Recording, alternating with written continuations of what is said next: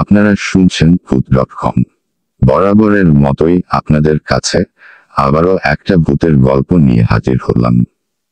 গল্পটা হলো ভয়ঙ্কর পিশাচ পরিবার। তাহলে শুরু করা যাক। গল্পে কি হয়েছিল। একটা বরফ শীতল ঠান্ডা হাত আস্তে আস্তে আমার গলার দিকে এগোতে লাগলো। আমি নড়ার শক্তিও হারিয়ে ফেললাম। নিজের হৃৎপিণ্ডের ধুকপুক শব্দ শুনতে পাচ্ছি। এই জ্যোৎস্না, এই স্বর্গীয় অনুভূতি এক মুহূর্তে আমার কাছে নরক যন্ত্রণার মতো মনে হলো। মৃত্যুদূত আমার ঠিক পেছনে দাঁড়িয়ে আছে। আমার শিরদাঁড়া বেয়ে একটা ঠান্ডা স্রোত নেমে গেল। নিজের মনে সাহস সঞ্চয় করে এক ঝটকায় পেছনে ফিরে তাকালাম। না কেউই নেই রুমে, কিন্তু মনে হচ্ছে অশরীরী কেউ আমার ঘরে আছে। আমার সামনে দাঁড়িয়ে আমার দিকে তাকিয়ে আছে। ঘাড়ের কাছটা এখনো শিরশির করছে। আমার সাথে কি যে হচ্ছে আমি নিজেই বুঝতে পারছি না। ভয়ঙ্কর কোনো মুহূর্তে সবার আগে যা করতে হয় তা হলো সাহস হারাতে হয় না। আমিও নিজের মনকে শক্ত করে নিচ্ছি। ঠিক করলাম নিচে গিয়ে দিঘিটার কাছ থেকে ঘুরে আসবো। মনটা হাতে শক্ত করে ধরে ধীর পায়ে হেঁটে রুম থেকে বের হলাম। ডিয়াশলাইয়ের বক্সটাও নিয়ে নিলাম যাতে মোম নিভে গেলে জ্বালাতে পারি। দরজার বাইরে বের হয়ে দেখি দিহানের রুমের দরজা খোলা। একবার ইচ্ছা হলো ভিতরে গিয়ে উকি দিয়ে দেখি কি করছে, কিন্তু ওর ঘরে না গিয়ে আমি সোজা সিঁড়ি দিয়ে নিচে নামলাম। রট সদর দরজা পর্যন্ত ঠিকঠাক এলাম। এটা ভেবে অবাক হলাম যে সদর দরজাটা আটকানো না, শুধুমাত্র চেপে রাখা হয়েছে। সদর দরজা ঠেলে বের হতেই মোমের আলোর জন্য তৈরি হওয়া আমার ছায়ার দিকে চোখ গেল। মনে হলো একটা ছায়া যেন আমার পেছনে থেকে সরে গেল। দিঘির পাশে যে কৃষ্ণচূড়া গাছটা ছিল, ওখানে আমি দুলাভাইয়ের মতো কাউকে একটা দেখেছিলাম। ওইদিকেই হাঁটতে লাগলাম আমি। চারপাশে ঝিঝি পোকা ডাকছে। দিঘির জল চাঁদের আলোতে টলমল করছে। চারদিক থেকে বকুলের ঘ্রাণ আসছে। এই প্রথম আমি খেয়াল করলাম এখানে একটা বকুল গাছও রয়েছে। চারদিকে গাছ ছমছমে পরিবেশ, অথচ কি সুন্দর। একেই বোধহয় বলে ভয়ঙ্কর সুন্দর রাত। মাথার উপর থেকে ডানা ঝাপটানোর শব্দ করে কিছু একটা উড়ে গেল। হয়তো প্যাঁচা হবে। হঠাৎ একটা দমকা হাওয়া এসে হাতের মোমটা নিভিয়ে দিল। বাতাসের শস্য আওয়াজ শুনে মনে হচ্ছে কেউ একজন গুমরে কান্না করছে। মেঘে এসে যেন চাঁদটাও ঢেকে দিল।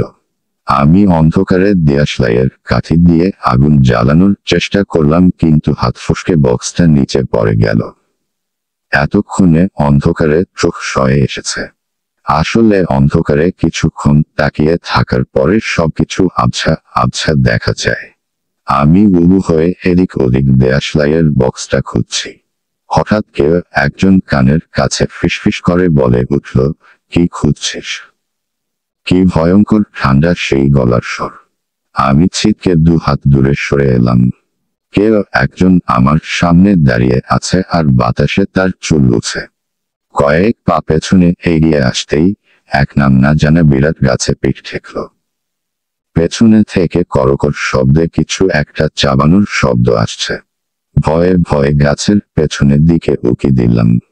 কেউ একজন বুবু হয়ে কিছু চাবাচ্ছে। তার সামনে রাখা সাদা কাপড়ে মোড়ানো একটা লাশ। লাশটার এক চোখ খোলা, আরেক চোখ নেই। সাদা কাপড়ের জায়গায় জায়গায় লাল রক্তের ছোপ ছোপ দাগ। বুবু হওয়া মানুষটা এবার আমার দিকে ধীরে ধীরে মাথা উঠিয়ে তাকালো। চমকে গেলাম আমি। উনি হচ্ছে আপাদের বাড়ির কাজের লোক বোরহান চাচা। কি ভয়ার্ত শীতল ঠান্ডা চাহনি। চোখ দুটো গাঢ় সবুজ। আমার চোখের সামনে বোরহান চাচা মৃতদেহ থেকে বাকি চোখটা হাত দিয়ে তুলে ফেলল, আর তারপর কচকচ করে চাবাতে লাগলো। আমি নিজের চোখকে বিশ্বাস করতে পারছিলাম না। এত কিছু হচ্ছে আমার সামনে আর আমি স্থির হয়ে দাঁড়িয়ে আছি।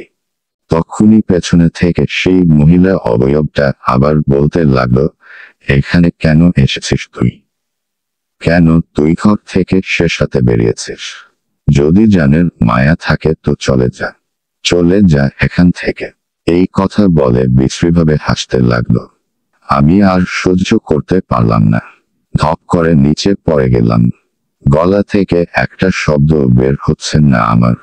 এটা হয়তো বকুল তলা, তাই মাটিতে বকুল ছড়িয়ে ছিটিয়ে রয়েছে। আমার গালে মাটিতে লেপ্টে থাকা বকুল আর ধুলো লেগে গেল।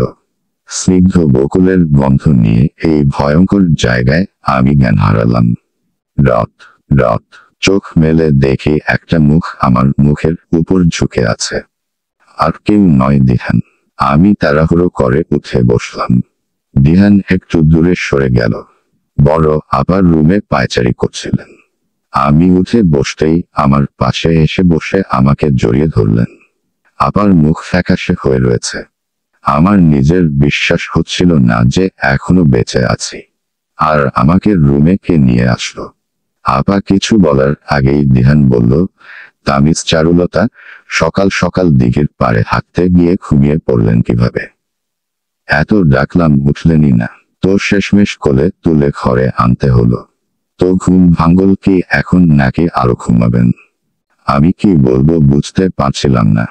তাই চুপ করে রইলাম। বড় আপা বললেন, দিহান তুমি যাও, চারু একটু বিশ্রাম করুক। দিহান মুখে চাপা হাসি নিয়ে বেরিয়ে গেল ঘর থেকে। আমি আপার কাছে চেপে বসে বললাম, আপা জানিস কাল রাতে ঠিক কি কি হয়েছে আমার সাথে? এই বাড়িটা ভালো না আপা। এখানে অশরীরী আত্মা আছে। আর তোদের বাসার বোরহান চাচা, উনি নিজে তো একটা পিচার।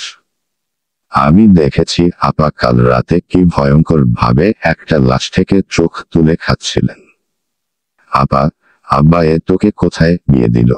এত নির্জন একটা এলাকা, চারপাশে বোধ হয় কোনো ঘরবাড়িও নেই। আর না আছে এদের কোনো আত্মীয় স্বজন।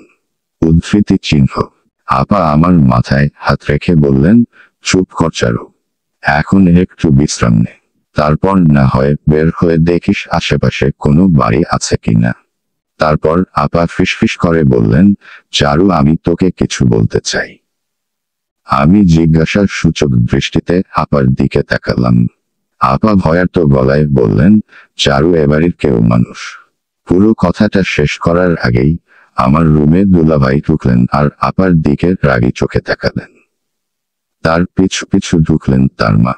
তারপর আমার দিকে তাকিয়ে হাসি মুখে বললেন, তুমি নাকি দিঘির ঘাটে অজ্ঞান হয়ে গিয়েছিলে। জ্ঞান ফিরেছে শুনে দেখতে এলাম। আহা মেয়ে, এত সকালে দিঘির ঘাটে গিয়েছিলে কেন? আসলে কি হয়েছিল আমার ঠিক মনে নেই। এই কথা ছাড়া আমার বলারও কিছু ছিল না। মনে করতে হবে না, তুমি খেয়ে নাও তো। উনি নাস্তার ট্রেটা আমার দিকে এগিয়ে দিলেন।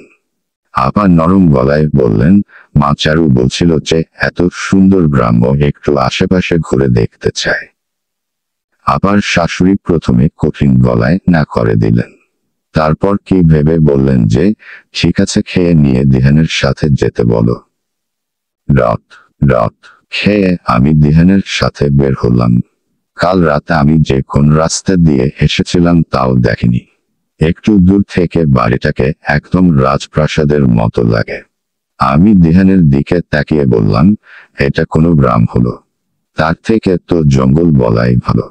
আর আশেপাশে কোনো বাড়ি নেই কেন? দিহান বলল, উত্তর তো আপনার প্রশ্নের মধ্যেই আছে মিস চারুলতা। আমি ভ্রু কুঁচকে বললাম, বুঝলাম না ঠিক। ওই যে জঙ্গল তাই। দিহান শান্তভাবে বলল, তা আপনারা এই জঙ্গলে থাকেন কেন? শান্ত পরিবেশ ভালো লাগে তাই। কেন আপনার ভালো লাগে বুঝি? বলে আমি চুপ করে গেলাম। কালকের মতো ভয় লাগছে না আমার। চারদিক থেকে ভেসে আসা পাখির ডাক, সুন্দর জঙ্গলি ফুল এসব দেখে আসলেই ভালো লাগছে। কিন্তু মনে মনে বললাম, হে কোথায় ফেসে গেলাম আমরা 2 দিন। আচ্ছা আব্বা কি আমাদের নিতে আসবে? হিসেবমতে তো তার আজকেই আসার কথা। এসব ভাবছিলাম আর এক মনে হাঁটছিলাম। হঠাৎ কেউ একজন বলে উঠল, কিরে মেয়ে, একা একা তুই কি করছিস জঙ্গলে? মরতে এসেছিস নাকি? সামনে তাকিয়ে দেখি পাগল মতন দেখতে এক লোক।